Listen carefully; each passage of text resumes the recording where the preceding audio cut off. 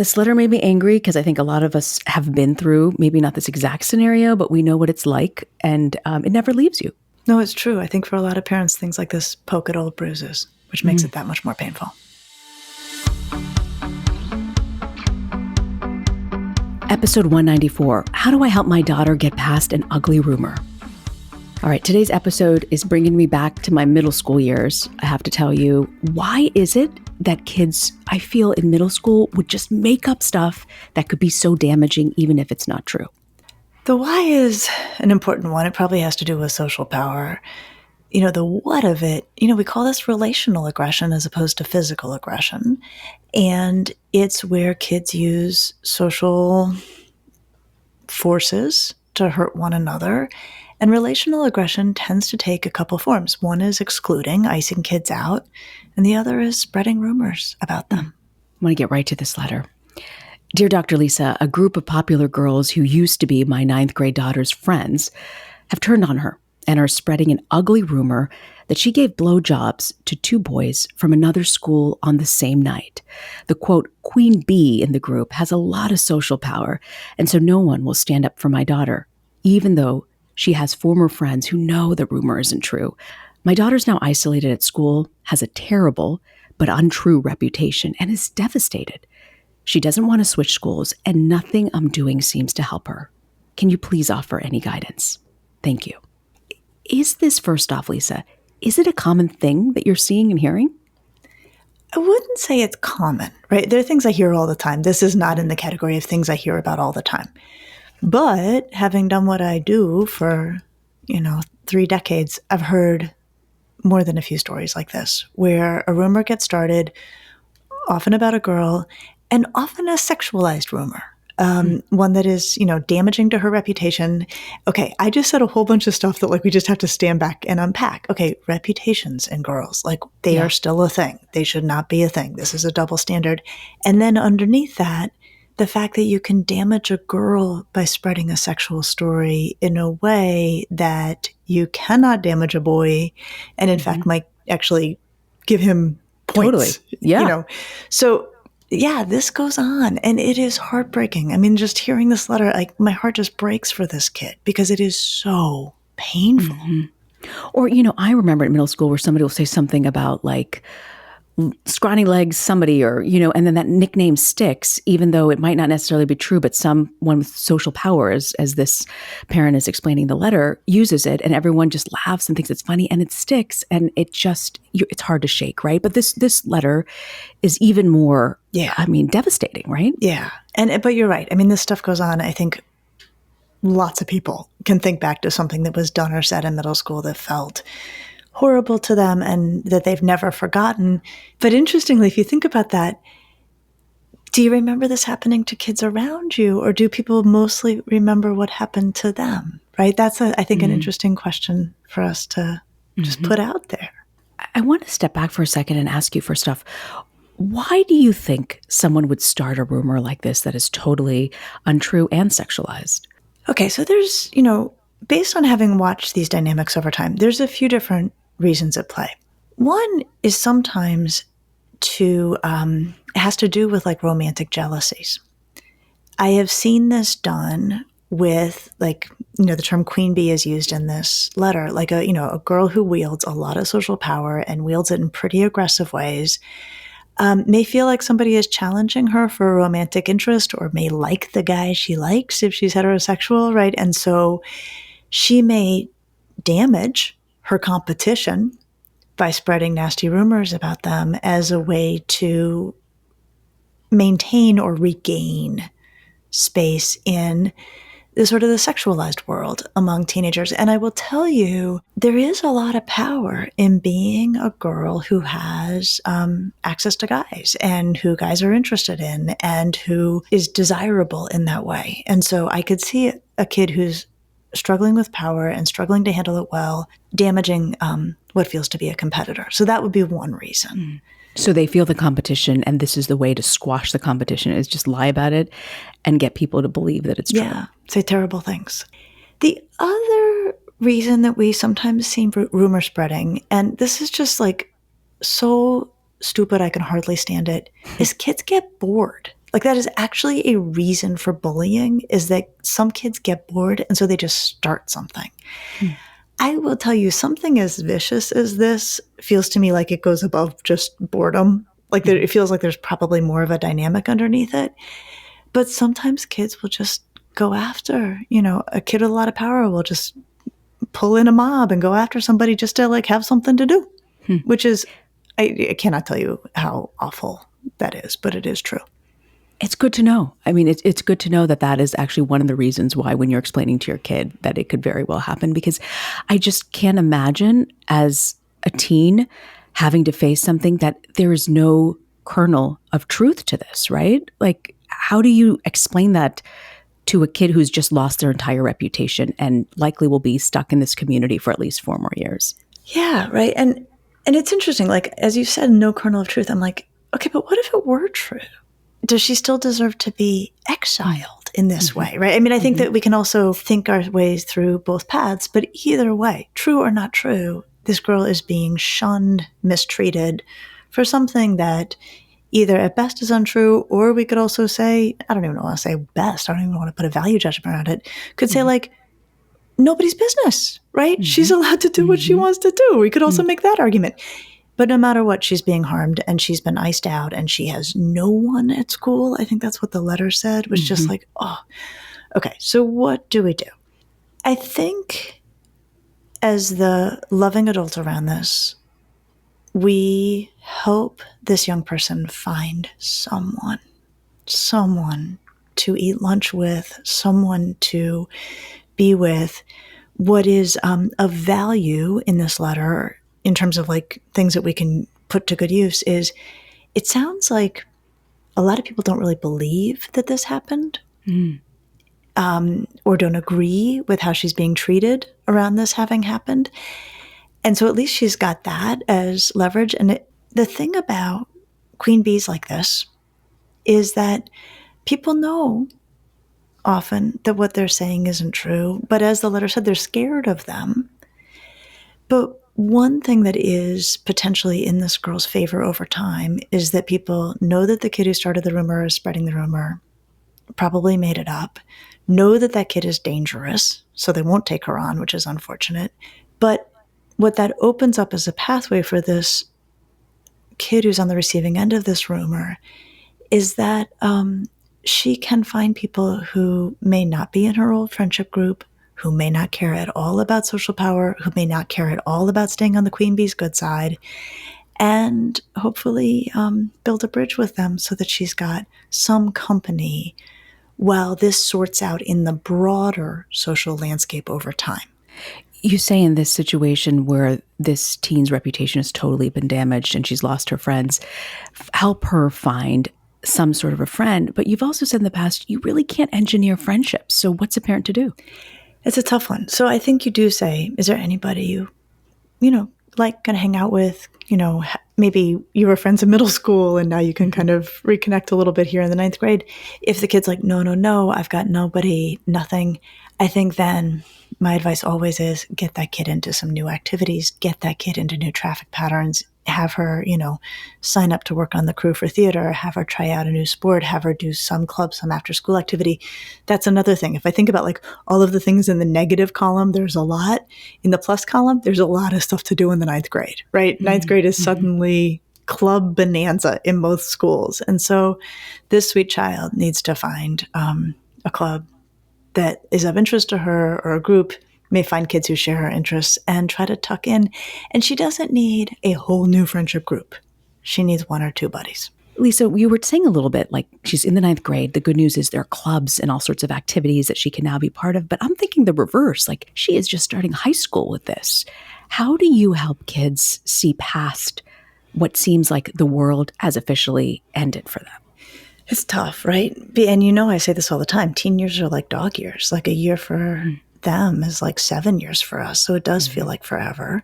What I will say is that the fact that they're transitioning to the 9th grade means that this kind of behavior should not go on that much longer. And what I mean by that is when kids are willing to be mean, and especially there are some kids, and it's not just girls all the time by any measure, who will throw around a lot of social power in terrible ways, like has happened here, their classmates will sort of, cower in the 7th grade, cower in the 8th grade, be nervous around that kid in the 9th grade.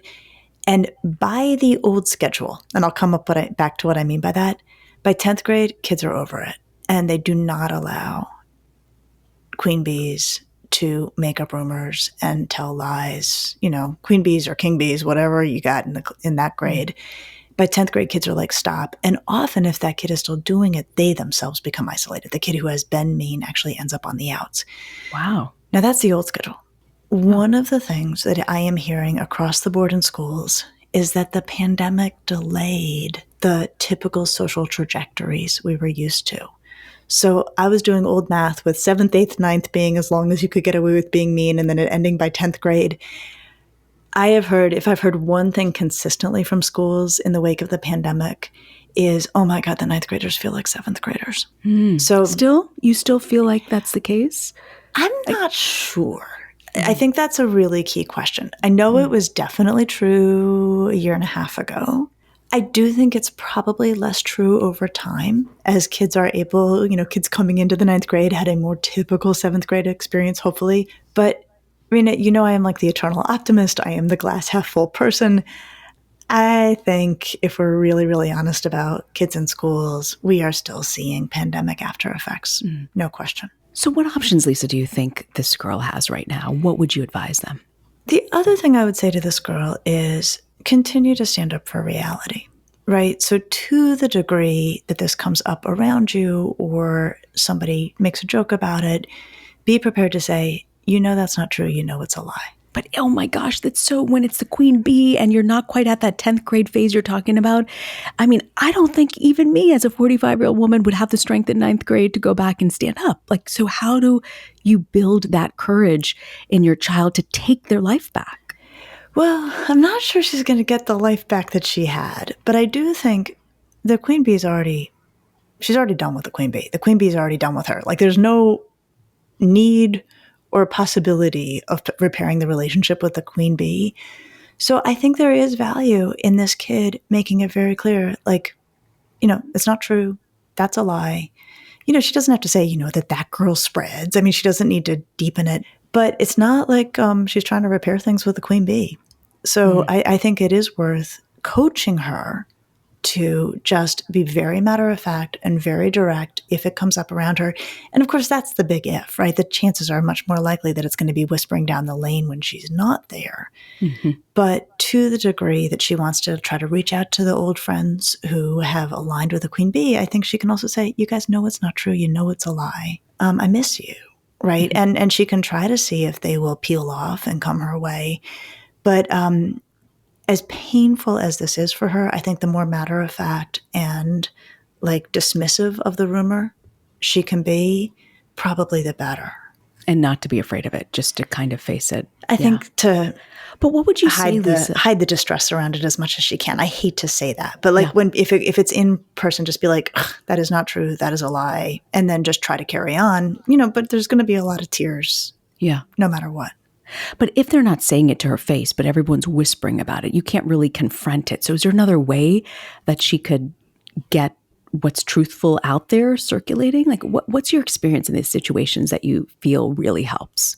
I do wonder, right? So in my dream scenario, she's like, actually, I've always been wanting to get into knitting, and there's a knitting club, right? And in my dream scenario, she goes to the knitting club and there's a bunch of wonderful kids there. And she finds one or two that she can enjoy. And in my dream scenario, it may be that she gets to a place where she's close enough with them or they're close enough with her where they're like, oh my God, that thing that was said about you. And she can be like, I know, it's not true. It's a lie. That's how that person rolls. And so she can, try to set the record straight from there. But I think, these are things that you want to give them as little oxygen as possible. And so taking a kind of clean and firm line about what the reality is while going and finding new people to be with is probably her best bet. Not that it's great, but better maybe than the alternatives. I've heard so many times in the corporate world, people say that success is the best revenge. And I wonder, is it possible at that age to get kids to sort of channel that into something that they can excel in? Or is that like too much to ask because that's just not where they are emotionally? Oh, I love that question, right? You're like, how do we build this child up? How do we help her feel good about herself? Yes. So I think, yes, I think there's an element where you can say to her, look, you have so many talents, you have so many skills, you're an incredible person, like this dumb social thing happened, and yeah, it's harming you socially right now. I'm not going to deny it, but like, look at how good you are in math, and look at what an incredible knitter you are. I mean, like, whatever it is. I think that's worth doing. You hear the giant hesitation, the giant but in my, kind of sentence to come. But here's the thing, Reena, and this is something we have seen consistently.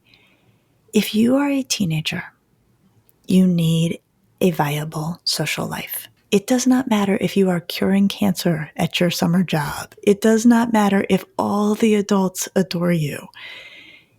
Teenagers need to have age mates who they feel good with. And we've seen this, right? We've seen socially isolated kids who are thriving by every other measure. They are still suffering tremendously because they are socially isolated. So it doesn't hurt to do well in other domains, but it can't make up for being pushed out. And I'd like to reinforce, you always say you just need one. You don't need a huge network of friends. You need one good friend. You just need one good friend. One good friend. I think the other thing that we can try to offer in situations like this, and I say this a lot, is adult perspective. So many people had stupid, harmful rumors spread about them at some point along the way in middle or high school. Mm-hmm. You can probably find family friends who are like, oh my God, yes, this totally happened to me. Or you can, find the parent themselves maybe able to say like, oh yeah, this happened to me or it happened to a friend of mine. And for us to be able to say, look, it's really lousy and it feels lousy even to remember it, but it didn't change my life. It didn't knock me off course. It didn't keep me from, finding the person I wanted to be with and having the career I wanted. Those can seem like obvious and small to us. I think they could help a ninth grader who may feel like this is it, like everything's ruined, right? To sort of say like, no, this is lousy, but your life will be unchanged by this in terms of choices you can make going forward. So acknowledging this is lousy, but, and keep showing the other side, even though they might not be ready, but you maybe saying it makes them feel possibly that there's something else. Like we're going to get past this at some point, even though it doesn't feel like that's ever going to happen. You have to say it because I think that she will get past this. Like this is not going to define her life, right? I mean, that's the nice But in the ninth grade, it's like your world has just ended. I can understand exactly why she's saying that. Lisa, do you feel like there's something else the mom could do? I think it's actually, as you just said, what you said about like, the world's ending and also, we need to stick up for the fact that she will sort her way through this. This queen bee may damage herself so much by doing this that eventually she's less of a problem. I mean, there's ways that this will play out. I think that what the loving adult around this child can do is to sit in that tension of acknowledging how painful this is while also taking a stance of, and you're going to get past this, and you're going to be okay. And I don't know exactly what it's going to look like, but I know for sure you're going to be okay. This is not going to define you.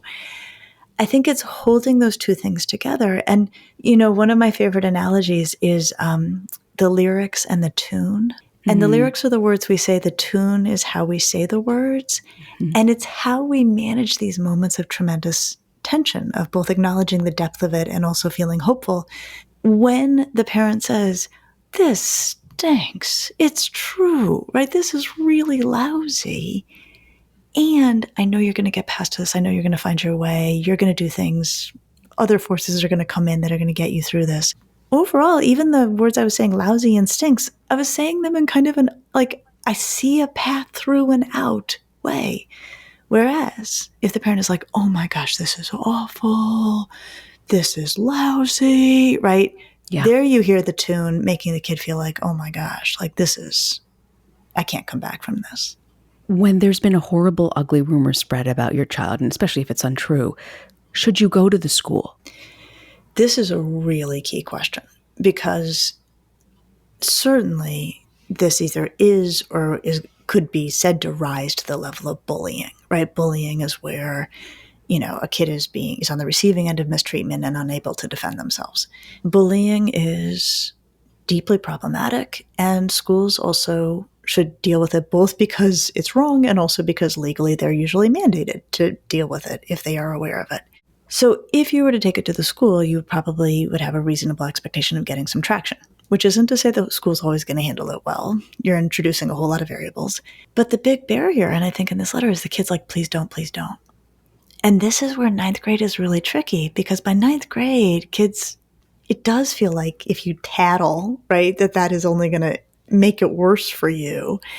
And they're not necessarily wrong. And so I wouldn't bring it up with the school without this kid coming to agreement on that. So I think it's, if the kid's asking for that, by all means, consider it. But if they're not, you really should pay attention and not take it seriously. Charge forward like a bull into that school office, which is what I parentally feel like I want to do. I think a lot of parents would feel that way, of like, who's going to get these kids under control? And this is harming my kid, and it's not true. I'm not saying that's off the table, but I think you don't want to do it without your kid's buy-in, because you think about it, this kid is already suffering so much. And then if they're like, oh my gosh, and you called the school, right? If that, we're trying to make it better for this kid. So when you stand back on something like this and you see your kid just really struggling and it's unfair, what should we as parents remember and keep in mind? What really helps in these moments if the goal is to get them to a better place, your child to a better place? I think actually on this one, we should remember that distraction is a valuable form of coping, right? That this is a situation that there's not a whole lot this kid can do right away to make it better, right? I mean, this is going to be a multi-step plan and counting on time doing its good work. While she is struggling through this, do what one can to keep her from just spinning her wheels in it, ruminating about it, making herself feel worse by just thinking and thinking about it. So there may be times when you're like, you know what, let's watch Despicable Me 1 again. We haven't seen it for a really long time, right? That is an intervention in this, and we don't want to lose sight of it. Well, this letter made me angry because I think a lot of us have been through, maybe not this exact scenario, but we know what it's like, and it never leaves you. It never leaves you. Even into your adulthood, you feel that when you hear about it. No, it's true. I think for a lot of parents, things like this poke at old bruises, which makes it that much more painful. So what do you have, Lisa, for parenting to go? Well, you just said the word anger, and I actually want to come back to how mad a parent would feel if this were happening. I think we want to be really, really careful when we're angry with a kid and angry with a kid in our community. I would strongly encourage parents, to the degree that they're I would be furious with this queen bee. I'd want her name and number, right? I mean, I would feel that way. Absolutely. But we have to remember these are kids, and communities are small, and kids do really dumb and really mean things, and they still grow up to be wonderful people. And so I think that if we need to talk bad about somebody else's kid, which sometimes we really feel we need to do, we maybe do that quietly, privately in our own home with our partner, or we call, a sibling in Seattle and have it out with them.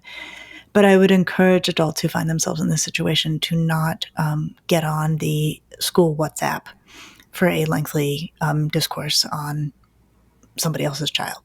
Boy, is that hard. Let me tell you, when your kid is struggling and you really want to nip this in the bud and get justice, it's hard. But it's a great reminder, Lisa. Thank you so, so much. I'm glad we dealt with this one, because I think it's there are a lot of parents who have gone through something like this and know what it's like.